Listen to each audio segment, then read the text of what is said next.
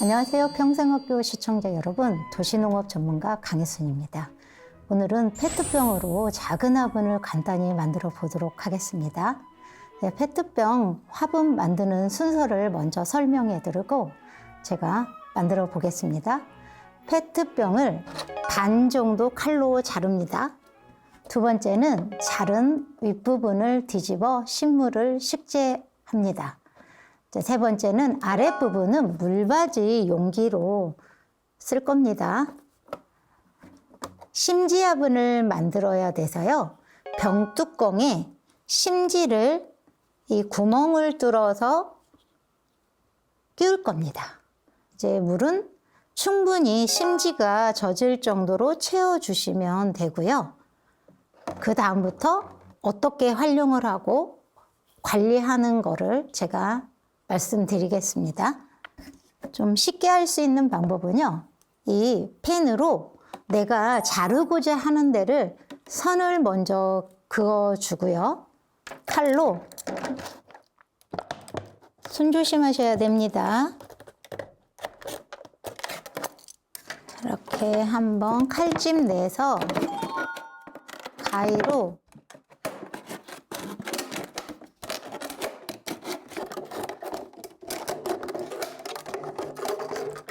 이렇게 잘라줍니다. 그럼 좀 전에 설명했던 대로 여기는 물받이용이에요. 다음은 여기는 식물이나 채소, 뭐 다른 것들 좀 집에 있는 다육이라든가 이런 부분도 심어도 상관없습니다. 식재하는 공간이에요. 그래서 이 부분을 이렇게 끼울 겁니다. 그러면 여기가 잘 끼워지도록 정리를 좀 해 줄게요.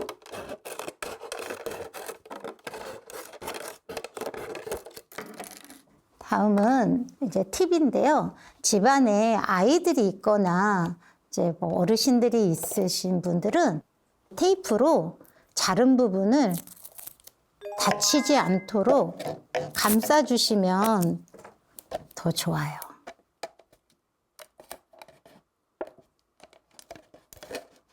이런 식으로 해서 삥 둘러가지고 해주시면 됩니다. 그냥 저는 이런 거 안 해도 되겠다 하시면 그냥 심으시면 돼요.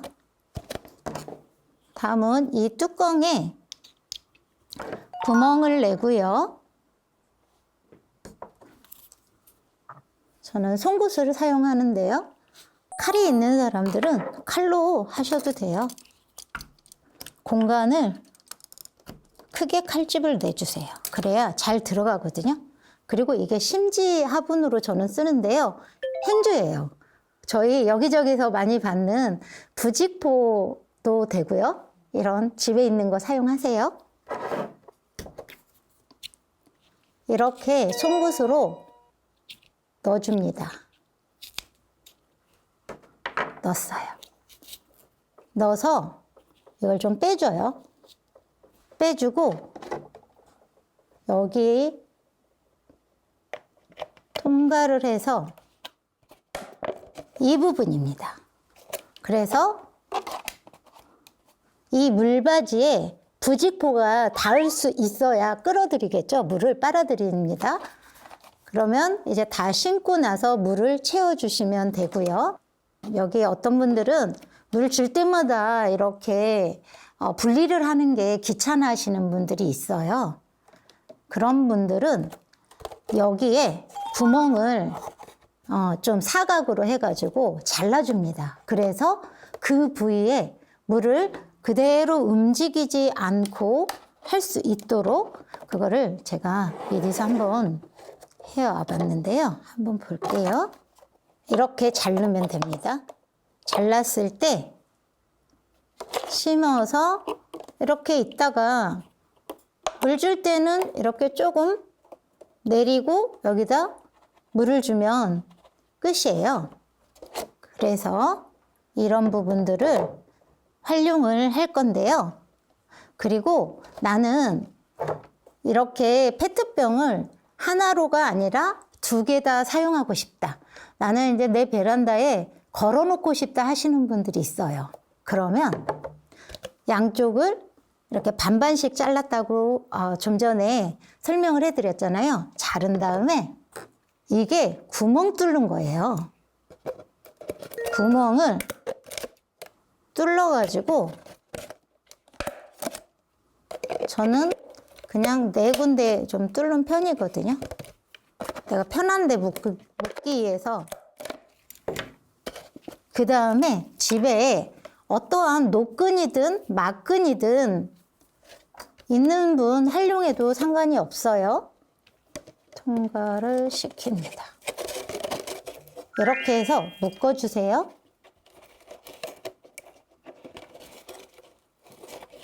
안 풀리도록 한 번 더 묶을게요. 이렇게 하면 거리 화분을 만들 수가 있어요. 그래서 내 공간에 나는 좀 밑에다 창가도 별로 햇빛도 안 들고 하는데 그냥 좀 높지만 거기다 좀 걸고 싶은 분들은 이렇게 하면 되고요. 좀 전에 만든 심지 화분을 이런 식으로 심으면 돼요. 이게 상추 모종이거든요. 그래서 이제 저는 지금 열흘 전에 이걸 심어놨어요. 그랬더니 좀 봄보다는 좀 늦게 자라요. 가을에는. 그리고 처음에 모종도 5잎 정도 나온 거를 좀 심으면 더 잘 산다고 했고요. 이거는 양파예요. 양파를 우리가 또 이제 식구가 많지 않다 보니까 좀 남는 경우가 있어요. 그러면 위에 있는 부분을 좀 잘라가지고 그 다음에 이렇게 흙 있는 화분이라든가 그런 데다 이렇게 꽂아만 주면 사는데 얘도 지금 일주일 정도도 안 됐거든요.